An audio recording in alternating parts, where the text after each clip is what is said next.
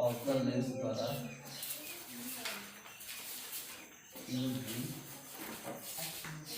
UV अपने संबंध।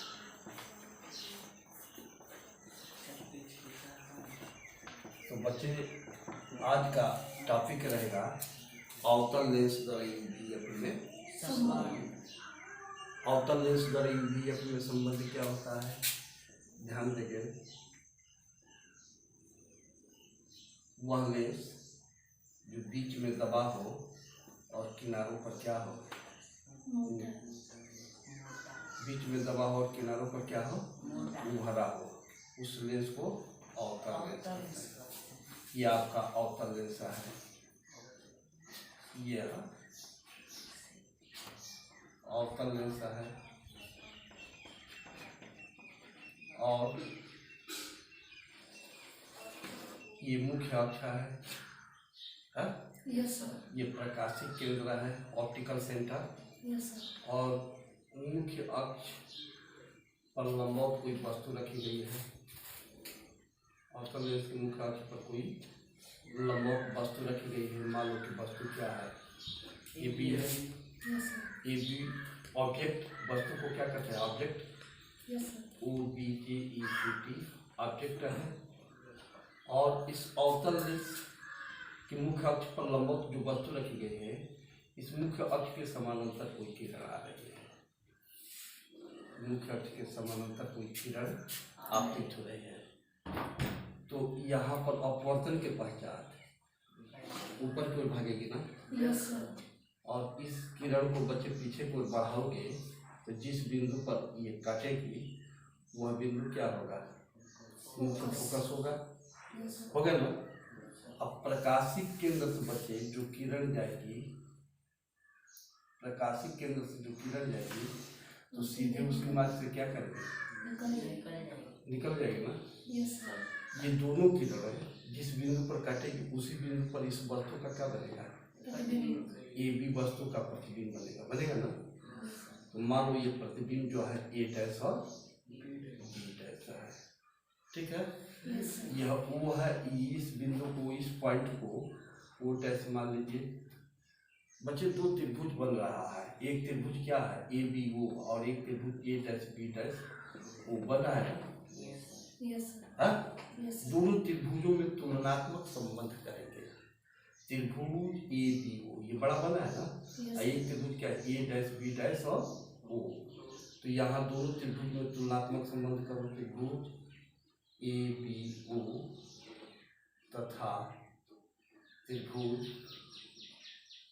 ए dash B dash O में, दोनों त्रिभुज में तुलनात्मक संबंध कर रहे हैं।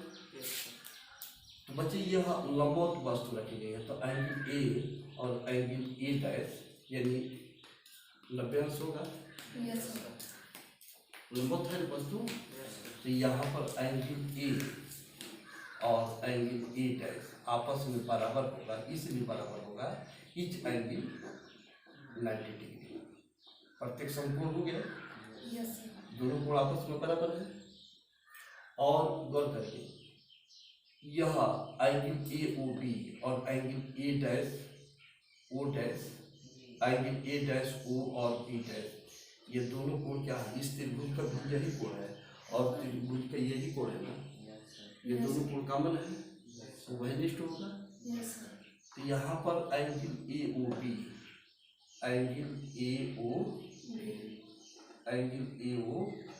बी इक्वल टू एंगल कौन सा, ए डैश ओ और बी डैश, ये कॉमन बचे। ये दोनों कोण उभयनिष्ठ है, कॉमन है ना। इस त्रिभुज का भी कोण यही है और इस त्रिभुज का भी कोण यही है ना। तो किसी भी त्रिभुज के दो कोण बराबर हो तो तीसरा अपने आप बराबर होगा। यह नियम है कि किसी भी त्रिभुज के तीनों कोणों का योगफल 180 अंश होता है। तो जब दो कोण बराबर होंगे तो तीसरा कोण 180 में घटा होगा, तो जो यह आएगा वही ये भी आएगा ना। तो एंगल बी और एंगल बी डैश, इसलिए एंगल बी और एंगल बी डैश आपस में क्या हो गया, बराबर हो गए। ये त्रिभुज एंगल ए बी और एंगल ए डैश ओ और बी डैश दोनों त्रिभुज क्या हुए? समानकोणिक त्रिभुज हुए। प्रत्येक कोण एक दूसरे के बराबर, ये कोण इसके बराबर है, ये कोण ओहेनिस्ट है, ये कोण इस कोण के बराबर है। तो दोनों त्रिभुज समानकोणिक त्रिभुज हुए, समान कोण अंतरित करने वाले हुए।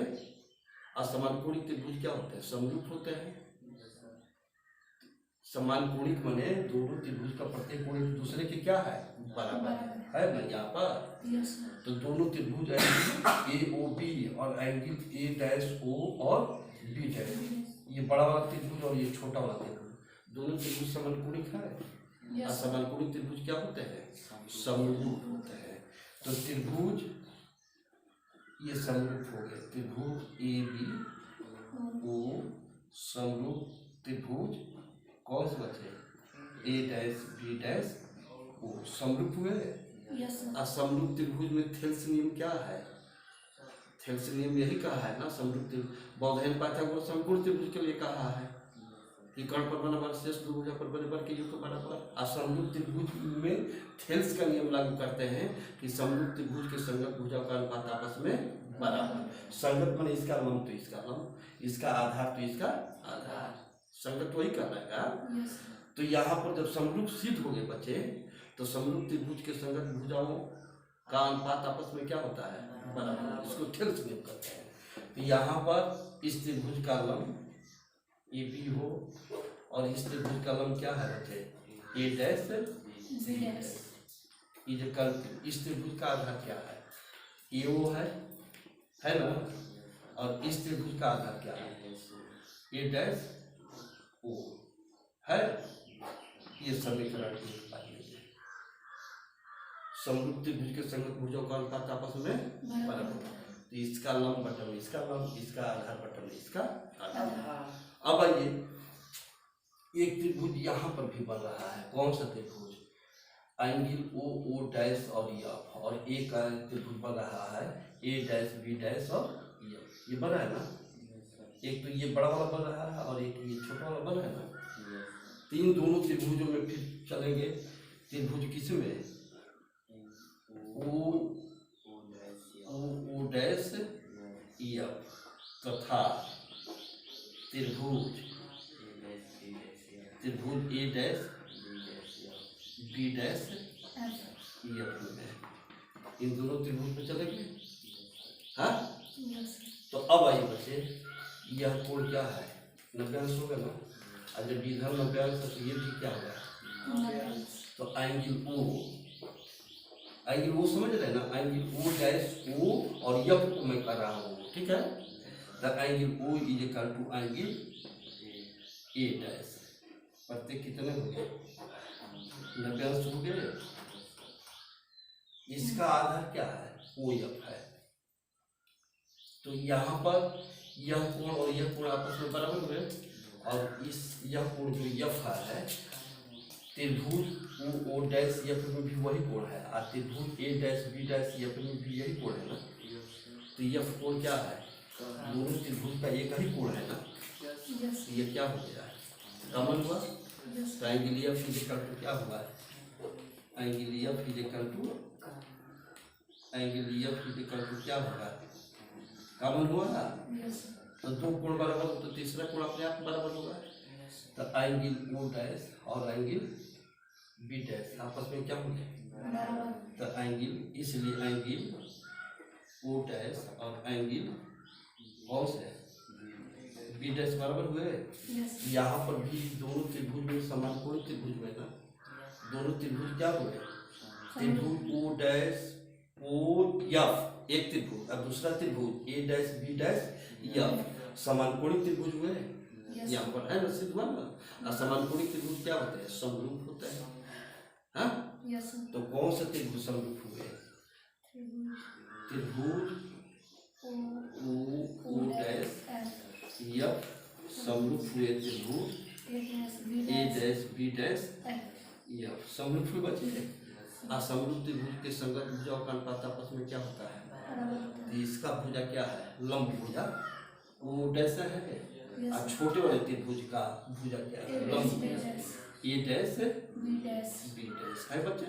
यस ये कर बड़े वाले त्रिभुज का आधार क्या है? ओ एफ है। और छोटे वाले त्रिभुज का आधार क्या है? ए डैश ई एफ है। हाँ, यहाँ पर ए बी लंबवत है और वो डैश लंबवत है, इसकी ये समानांतर है, तो यह क्या बनेगा? जो चतुर्भुज है ए बी ओ डैश, ये जो चतुर्भुज है एक आयत होगा ना। यस सर हाँ, और आयत के आमने सामने की भुजा क्या होती है? बराबर होती है। तो यहाँ पर चतुर्भुज कौन सा? ए बी ओ डैश एक क्या है? आयत है एक आयत है ना। यस सर एक आयत है, आयत के आमने सामने की भुजा बराबर होती है, तो इसलिए O dash is equal to A B आपस में क्या होगा? बराबर होगा। यस सर तो यहाँ पर बच्चे ओ डैश की जगह पर क्या लिख सकते हैं? ए बी ए बी लिख सकते हैं। यस ए बी अपन में A dash B dash is equal to O F upon में ए डैश है ए डैश ई एफ, ये लिखे ए डैश ई एफ। ये समीकरण क्या मान लिए? 2। यस अब समीकरण 1 और 2 से तुलना करेंगे बच्चे, तो दोनों का लेफ्ट हैंड साइड बराबर है। इसका भी left hand side A B upon में ए डैश बी डैश है, और इसका भी left hand side A B upon में ए डैश बी डैश है ना। यस सर तो समीकरण 1 और 2 से तुलना करोगे तो दोनों का लेफ्ट हैंड साइड क्या है? बराबर। अतः दोनों का राइट हैंड साइड आपस में क्या होगा? बराबर।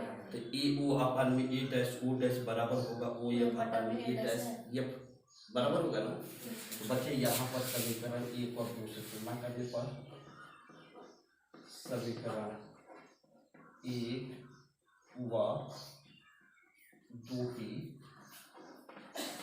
समीकरण 1 और 2 की क्या करेंगे? तुलना। तो तुलना करोगे तो दोनों का लेफ्ट हैंड साइड बराबर है, अतः दोनों का राइट हैंड साइड आपस में क्या होगा? इसका राइट हैंड साइड क्या है? ए ओ अपन में ए डैश ओ ओ, इसका एफ राइट हैंड साइड क्या है? ओ एफ अपन में ए डैश है ए डैश एफ है बच्चे। यस सर थोड़ा सा परिवर्तन कर रहा हूँ, ए ओ और ए डैश ओ ठीक है, ओ एफ ये ठीक है, ए डैश एफ को अप्रत्यक्ष रूप में ए डैश एफ यही है ना। यस सर तो इसको ओ एफ माइनस ए डैश ओ लिख सकते हैं। इतनी लंबी लकड़ी के ये भाग तोड़ कर फेंक दोगे तो ए डैश एफ बचेगा ना। यस सर हाँ, तो ए डैश एफ को हम अथवा करके परिवर्तन कर दे रहे हैं। ए ओ अपान में A dash O is equal to O F upon में ए डैश एफ को, ए डैश एफ है, ए डैश एफ को क्या लिख रहा है? F O minus F O लिखो चाहे O F minus O dash O A dash dash O A dash लिख सकते हैं बच्चे। यस सर इतने भाग में से ये भाग निकाल देंगे तो ए डैश एफ बचेगा। तो A dash F is equal to O F minus O A dash होगा। यस ठीक है, यस सर कहीं कंफ्यूजन हो तो पूछिए। ठीक है, ए ओ क्या है? ओ लेंस है, और ये क्या है? वस्तु है। और लेंस से वस्तु के बीच की दूरी को किससे व्यक्त करते हैं? यू से। लेंस से प्रतिबिंब के बीच की दूरी को किससे व्यक्त करते हैं? भी से। लेंस से फोकस बिंदु के बीच की दूरी को किससे व्यक्त करते हैं? स्मॉल एफ से, है ना। और जो बाईं ओर दूरियां होती है वो ऋणात्मक होती है, जो दाईं ओर दूरियां होती है धनात्मक होती है, जो मुख्य अक्ष के ऊपर होती है धनात्मक होती है, जो मुख्य अक्ष के नीचे होती है वो है। तो मुख्य अक्ष की तो सब ऊपर है ना। ये सब सारी चीजें क्या है? बाईं ओर बन रहा है। रेखा चित्र में सभी दूरियां क्या है? लेंस से बाईं ओर है ना। तो लेंस से बाईं ओर सारी दूरियां क्या होती है? ऋणात्मक। तो ए ओ क्या है? लेंस से वस्तु के बीच की दूरी, और लेंस से वस्तु के बीच की दूरी को यू से, चूंकि बाईं ओर है इसलिए माइनस यू ना। हाँ, यस सर ए डैश ओ क्या है? लेंस से प्रतिबिंब है ना, ये ए डैश बी डैश प्रतिबिंब है ना।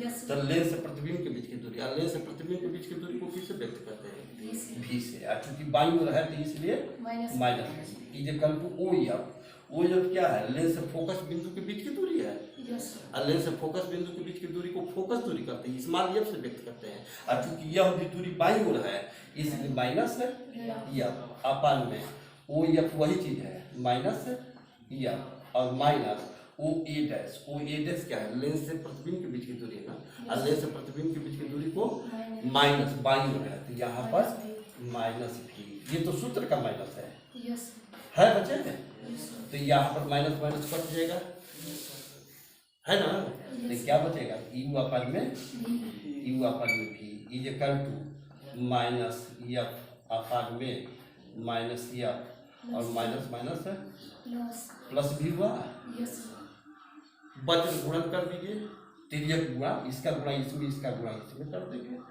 है बच्चे, तो यू में भी में एफ से गुणा करेंगे तो माइनस भी एफ या एफ भी है yes is equal to U में इससे गुणा करेंगे माइनस माइनस एफ यू है यस और प्लस इसमें गुणा करेंगे प्लस भी प्लस यू भी है बच्चे। यस यहाँ पर इसको इधर इधर ही रहने दीजिए, इसको पक्षांतर कर दीजिए तो माइनस एफ भी है यस अब plus F he minus F you, right पक्ष से लेफ्ट पक्ष में लाओगे प्लस तो प्लस क्या होगा एफ यू एफ यू होगा, yes is equal to U भी उसी पक्ष में रह गया, ये प्राप्त हुआ यस बच्चे। दोनों पक्षों में यू भी एफ से भाग दे रहा हूँ, इस पक्ष में भी इस पक्ष में, लेफ्ट हैंड साइड और राइट हैंड साइड, दोनों पक्षों में यू भी एफ से क्या करेंगे भाग दे देंगे, तो दोनों पक्षों में यू भी एफ से भाग देंगे, तो यहाँ पर चूंकि दोनों पक्षों में भाग दे रहे हैं इसलिए मान लो कोई अंतर नहीं होगा, तो यहाँ पर यू भी एफ से क्या कर रहे हैं भाग देने पर, दोनों पक्षों में भाग देकर देखिए तो माइनस एफ भी प्लस एफ यू और अपान में यू भी F is equal to U भी और अपान में यू भी एफ है बच्चे।